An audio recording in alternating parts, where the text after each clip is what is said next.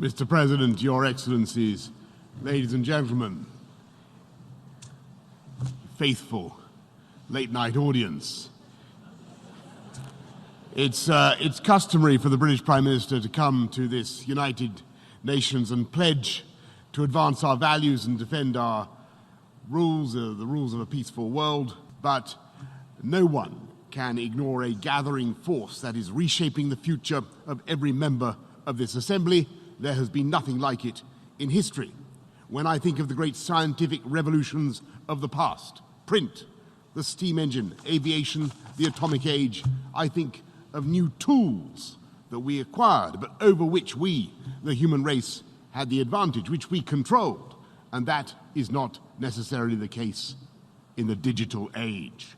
You may keep your secrets from your friends, from your parents, your children, your doctor, even your personal trainer, but it takes real effort to conceal your thoughts from Google.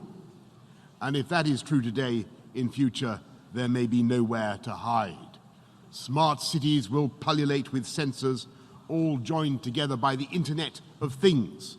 Bollards communing invisibly with lampposts, so there is always a parking space for your electric car, so that no bin goes unemptied, no street unswept, and the urban environment is as antiseptic as a Zurich pharmacy.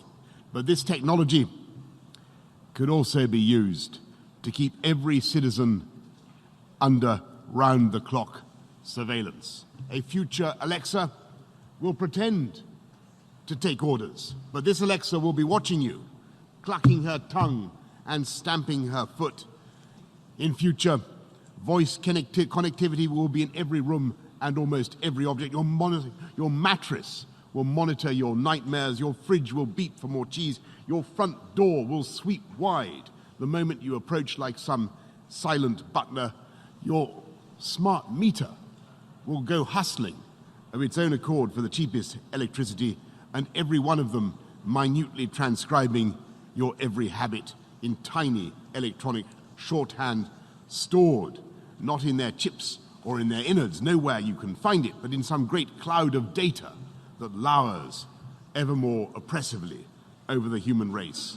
A giant dark thundercloud waiting to burst, and we have no control over how or when the precipitation will take place. And every day that we tap on our phones or work on our iPads, as I see some of you are doing now, we not only leave our indelible spoor in the ether, but we are ourselves becoming a resource, click by click, tap by tap, just as the Carboniferous period created the indescribable wealth of hydrocarbons. Data is the crude oil of the modern economy, and we're now in an environment where we don't know who should own these new oil fields. We don't know who should have the rights or the title to these gushers of cash, and we don't know who decides how to use that data. And can these algorithms be trusted with our lives and hopes? Should the machines, and only the machines,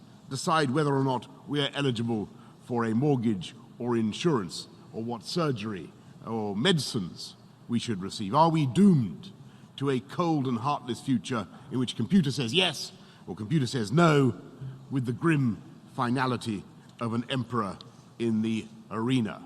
How do you plead with an algorithm? How do you get it to see extenuating circumstances? And how do we know that the machines have not been insidiously programmed to fool us or even to cheat us?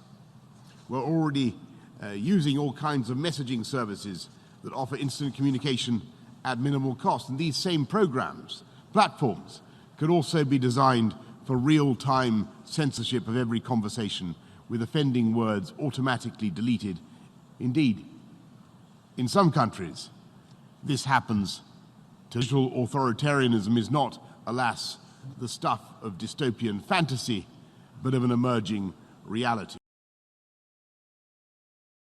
Will nanotechnology help us to beat disease, or will it leave tiny robots to replicate in the crevices of our souls?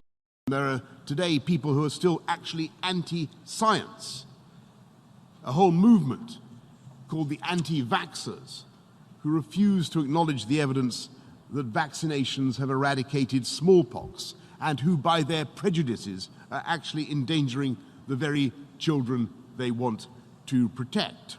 And I totally reject this anti-scientific pessimism. I'm profoundly optimistic about the ability of new technology to serve as a liberator and to remake the world, and benignly. Indeed, in countless respects, technology is already doing just that. Nanotechnology, I mentioned earlier, revolutionizing medicine by designing robots a fraction of the size of a red blood cell, capable of swimming through our bodies, dispensing medicine and attacking malignant cells like some Star Wars armada.